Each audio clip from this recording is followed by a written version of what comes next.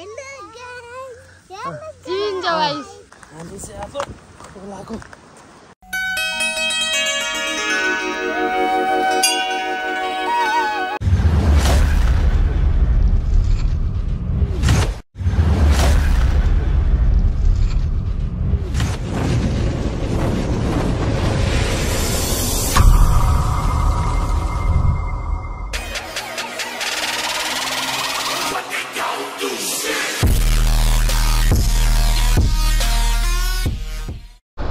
Hi everyone, namaste, welcome back to my channel.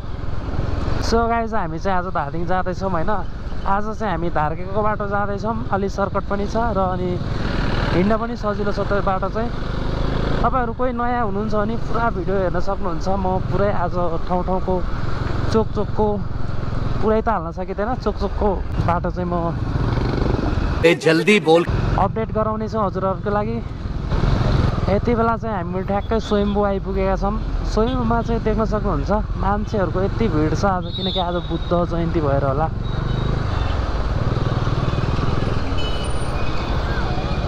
आज धेरै भिड रहेछ यहाँ चाहिँ। अनि हामी चाहिँ यता कारखाना चोकबाट छिर्छौँ, सीतापाइलाबाट नि छिर्न सक्नुहुन्छ। अनि हामी चाहिँ स्वयम्भू कट्ने साथै हामी कारखाना चोकबाट छिर्छौँ, किनभने हामीलाई यताबाट अलि नजिक पर्छ।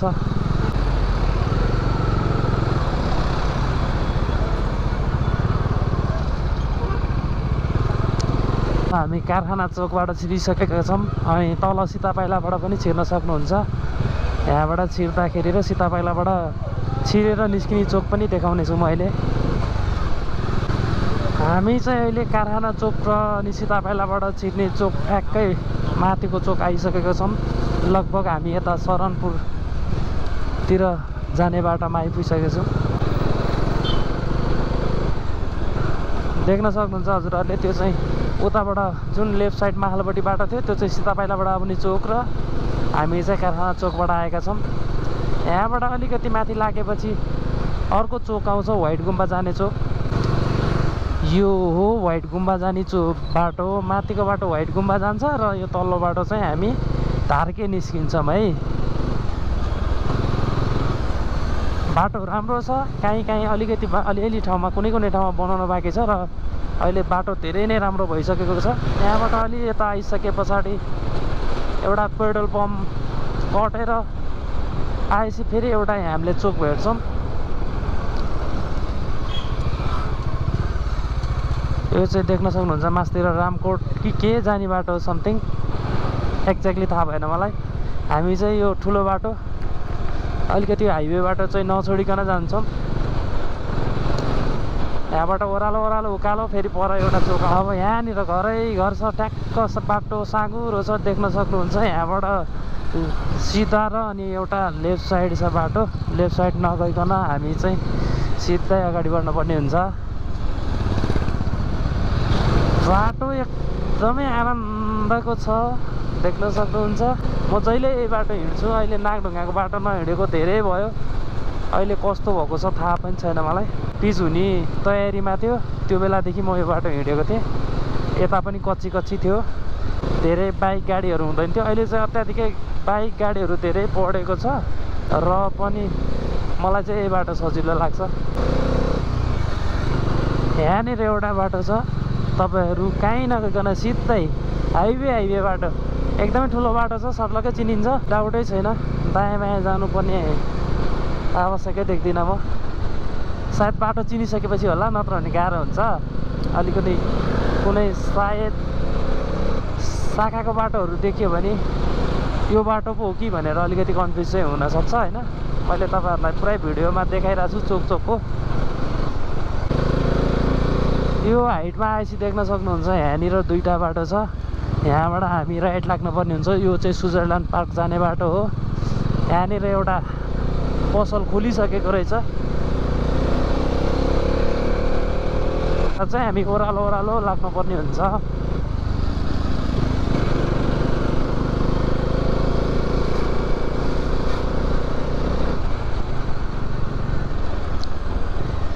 यहाँ पनि कुनै डाउटै छैन, शङ्कै छैन। मस्त प्लान है।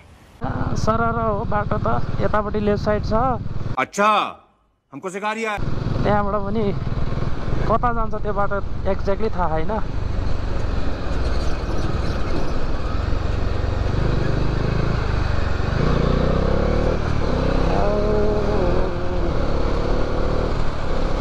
हाम्रो दाजु हुनुहुन्छ अगाडि अगाडि। कति राम्रो भ्यू देखेको छ यहाँबाट। यहाँबाट तल लागेपछि अब यो गहिरामा झरेपछि यहाँदेखि यति गर्मी हुन्छ, बाबा गर्मीले सक्दैन नि फेरि।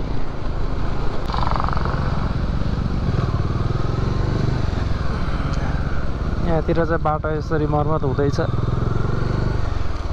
पहिला बनिसकेको बाटो चाहिँ यो पहिरोले गर्दाखेरि भत्केर चाहिँ यस्तो भएको छ।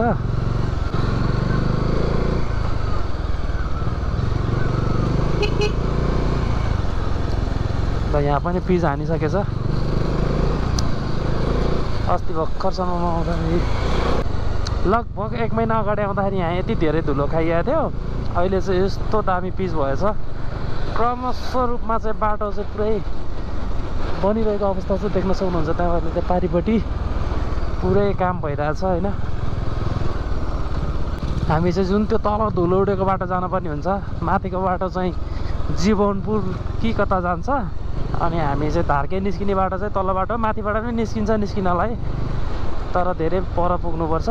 सजिलो बाटो भनेको चाहिँ तल हो, तलको बाटो। यो चाहिँ ठुलो खोला भन्छ है, यसलाई चाहिँ ठुलो खोला भन्छ। हामी यो ठुलो खोलाको यो गेट नागेर चाहिँ हामी लेफ्ट साइड लाग्नुपर्ने हुन्छ।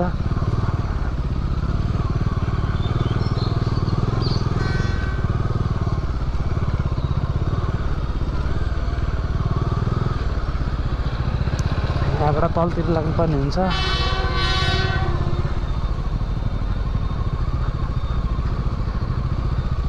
धमाधम काम भइरहेको छ।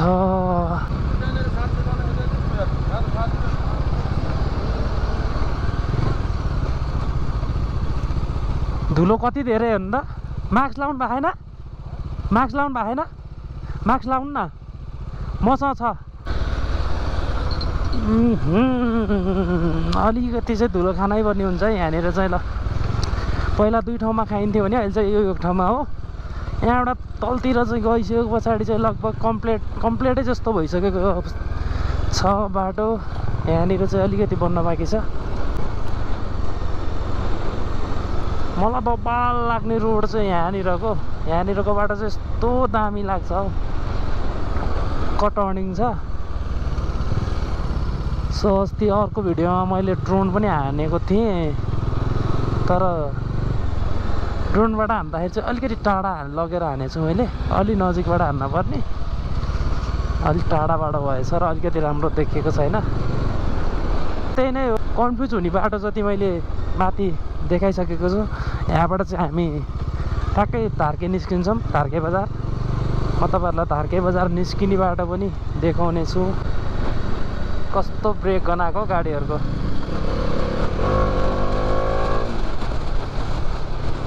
फेरि यो त बाइक खतरा हो कि एकचोटि यहाँबाट आएपछि स्वाटै क्रस हुन्छ। तर लास्ट डर लाग्छ मलाई, किनभने कन्ट्रोल गर्न सक्दिनँ जस्तो लाग्छ नि त। धेरै स्पिड कुद्छ भनेर धेरै बटार्नु नि काम छैन। यस्तै ओभरटेक गर्ने ठाउँहरूको लागि चाहिँ ठिक हुन्छ, किनभने ठाउँ छ भने, स्पेस छ भने छिट्टो ओभरटेक गर्न सकिन्छ हामीले गाडीलाई। हामी ओह्रालो कटिसकेका छौँ। अब यहाँ देख्न सक्नुहुन्छ तपाईँहरूले, यहाँ मुझसे सुपारी निकाल के बात कर रहे बाबा। इट्टा भट्टाहरू हो। यहाँतिरको इट्टा भट्टाहरू पहिला धेरै नै थियो, अनि कुनै कुनै इट्टा भट्टाहरू चाहिँ चलिरहेको छ। जति पनि त्यहाँ रहेका मासतिरका इट्टा भट्टाहरू चाहिँ बन्द छन् भने एउटा इट्टा भट्टा चाहिँ यहाँ अझै चलिरहेको छ। देख्न सक्नुहुन्छ हजुरहरूलाई म देखाउँछु। त्यहाँ धुवा आएको पनि देख्न सक्नुहुन्छ। इट्टा भट्टा जीवनपुर इट्टा उद्योग यो चाहिँ चलिरहेको छ। यो बाटो चाहिँ इभी गाडी चाहिँ धेरै नै हिँड्छन् दार्जिलिङको।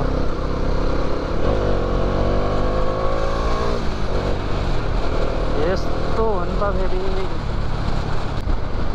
कस्तो दामी देखेको यो बाटो। यहाँ यस्तो हिलोको बाटो थियो। म तपाईँहरूलाई यहाँको क्लिप छ भने थोरै क्लिप छ भने थोरै क्लिप चाहिँ म टक्क राख्न चाहन्छु, किनभने म यस्तो बिजो गरेर हिँडेको छु यो बाटो होइन। ठ्याक्कै त्यही बाटो हो। अहिले यस्तो भइसकेको छ। सबै टेक्नोलोजी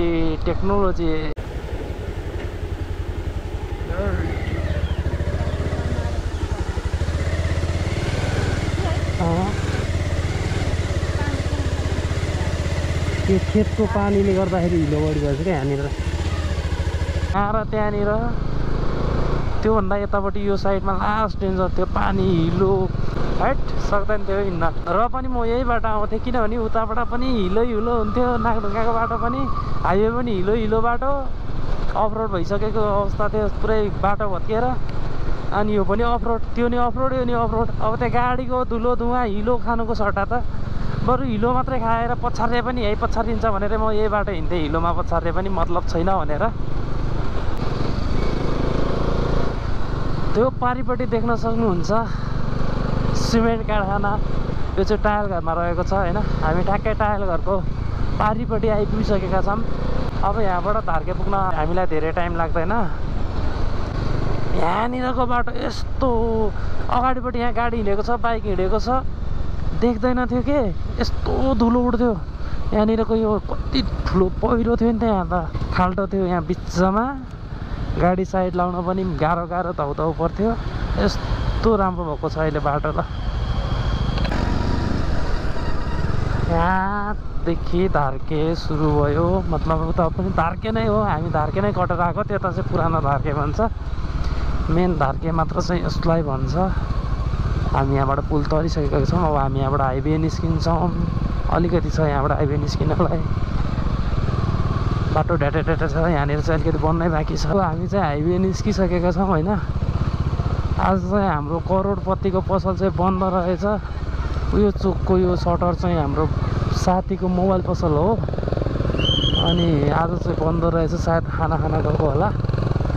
म भेटेर जान्छु भनेको थिएँ। अब ठिक छ, देख्न सक्नुहुन्छ यही नै हो है, ठक्क छिर्ने बाटो। त्यहाँ एउटा सानो रुख जस्तो छ, तलबाट आउँदाखेरि पनि तलको धार्केको उयो हाइवेको पुल तरेर अलिकति माथि आइसके पछाडि लेफ्ट साइड जाने बाटो ट्याक्कै रुखनिरबाट सर्लकै देखिन्छ, कच्ची रोड छ यताबाट हाइवेबाट छिर्ने बेलामा चाहिँ।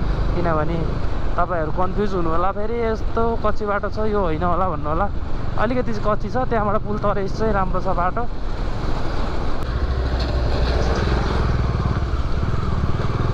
अरूलाई असर परोस् नपरोस् मतलब छैन, ल्याम हालिदिन्छन् पानीमा होइन। यति बेला चाहिँ हामी 7 किलो भन्ने ठाउँ आइपुगेको छौँ। यहाँ देख्न सक्नुहुन्छ साइडमा कालो उखुको जुस खान पाइन्छ। यो चाहिँ हाइवेमा रहेको जुङ्गेखोलाबाट अलिकति तल 7 किलो भन्ने ठाउँ हो। हाम्रो मादिबेसी पनि आइपुगिसकेको छ। हामी ठ्याक्कै त्यो पारिपट्टिको डाँडाबाट चाहिँ लेफ्ट साइडबाट जानुपर्ने हुन्छ।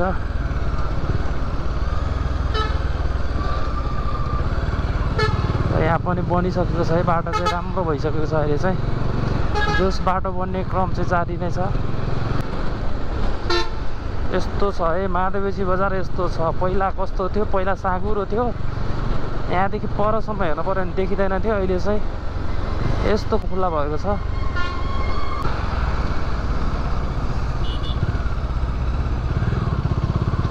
पुल पनि भत्केको छ। यो चाहिँ आग्रा खोला पुल है, यो आग्रा खोला, यतापट्टिको महेश खोला। अनि हामी चाहिँ यो पुल तर्दैछौँ अहिले। अब यो पुलबाट हामी लेफ्ट साइड लाग्नुपर्ने हुन्छ। अङ्कल दर्शन सुन्नु भएन अङ्कलले? गजब बेइज्जती है।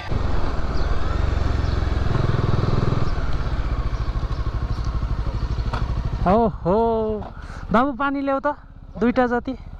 आन्टी दर्शन कता जान्ला बहिनी? 1 कार्टुन 2टा ल्याऊ न, के कार्टुन?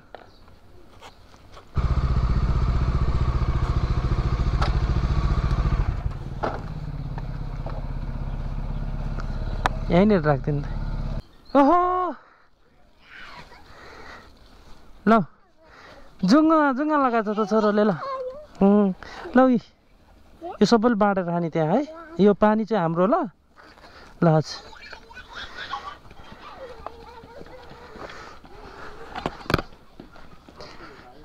हजुर भान्जाको ऊ सञ्जीव भान्जाको अस्ति पठाउ गर्ने भान्जाको।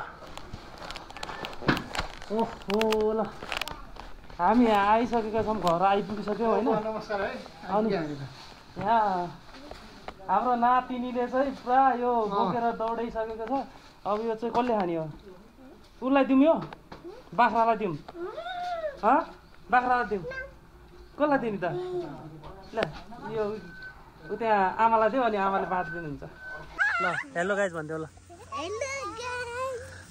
चिनिन्छ गाइस हाम्रो मामालाई सब्सक्राइब गरिदिनु होला भन त तैँले चाहिँ अब बाउलाई सब्सक्राइब गरिदिनु होला भन लाइक कमेन्ट सब्सक्राइब गरिदिनु होला भन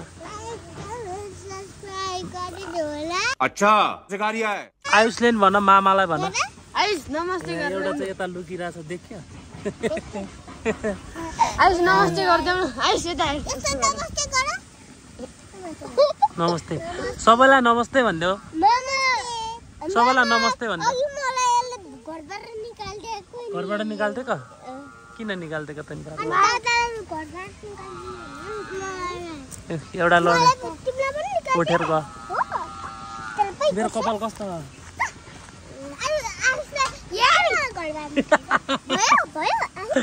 भिडियोमा लगाउने मान्छे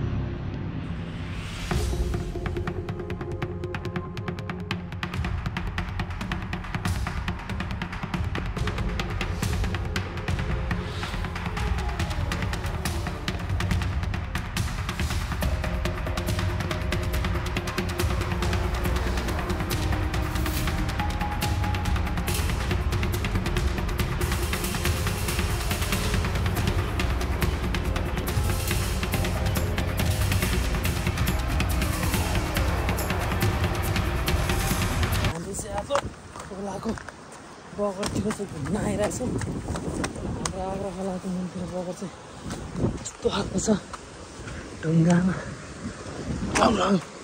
चम्लङ फाल्दै बाटो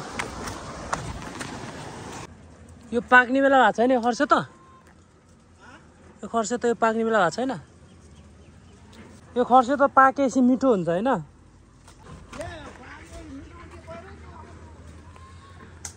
यहाँ चाहिँ देख्न सक्नुहुन्छ यो चाहिँ पुरै लौका र करेला खेती अनि यो चाहिँ पुरा माछ यसको लागि छाना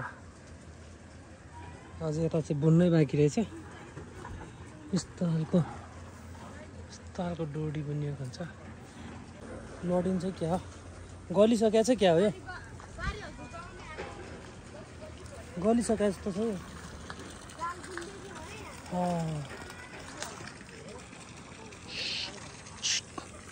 यस्तो खालको छ हाम्रो गाउँ चाहिँ मैले घरिघरि देखाइरहेको हुन्छु यहाँ आएपछि बेला बेला देखाइरहेको हुन्छु अब यहाँ लौका फलेपछि सायद आयो भने म फेरि देखाउने छु